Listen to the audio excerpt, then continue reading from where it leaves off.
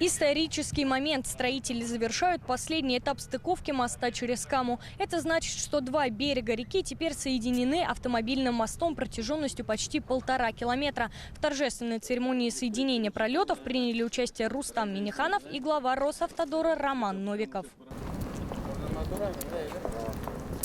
Они первыми прошли по мосту. Финальную стыковку сооружения строители приближали почти 2 года.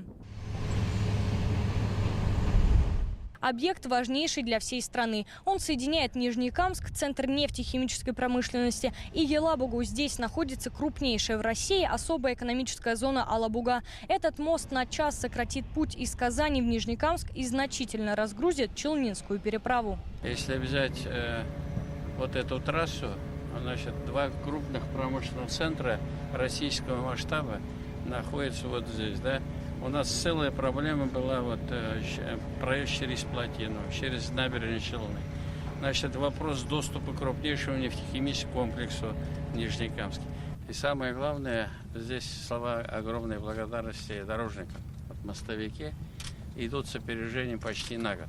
Всего было 7 этапов так называемой надвижки. Это уникальная технология, при которой мост собирают из множества одинаковых фрагментов, а затем стыкуют друг с другом. Особенности добавляет и местоположение. Большой продольный уклон, низкий левый берег и высокий правый. Это создает перепад высот, из-за чего возникают трудности с надвижкой. При этом работы завершили на 2 месяца раньше. На этом объекте было очень много особенностей, начиная с выбора размещения объекта. То, что сегодня завершили процесс надвижки в августе, это для нас важно. По графикам, на самом деле, в ноябре.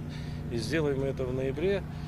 Огромные бы риски были качественного выполнения работ по покрытию, по устройству асфальтобетона. Полотна конструкции с разных берегов в прямом смысле шли навстречу друг другу. Мостовики двигали их с помощью 32 вертикальных домкратов и 2 гидравлических цилиндров с максимальным усилием 1000 тонн. Сегодня состыковали 792 метра весом почти в 11 тысяч тонн. Скорость движения пролетов 8-10 метров в час. Темп для конструкции такого масштаба очень высокий. Вот эти проблемные моменты решались, конечно, совместно с проектными институтами.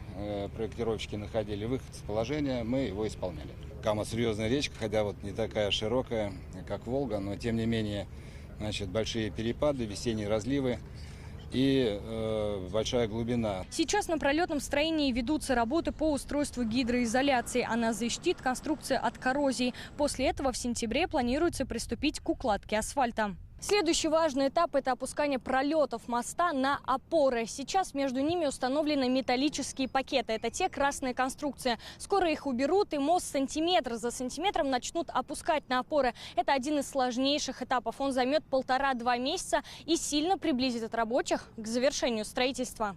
Обход Нижнекамской набережных Челнов – новое направление протяженностью 81 километр. В рамках проекта завершается строительство 10 мостов, 5 транспортных развязок, а также путепроводов и разноуровневых пересечений. Сейчас мост готов на 85%. Движение по нему планируют запустить в декабре этого года. Пропускная способность – 25 тысяч машин в сутки.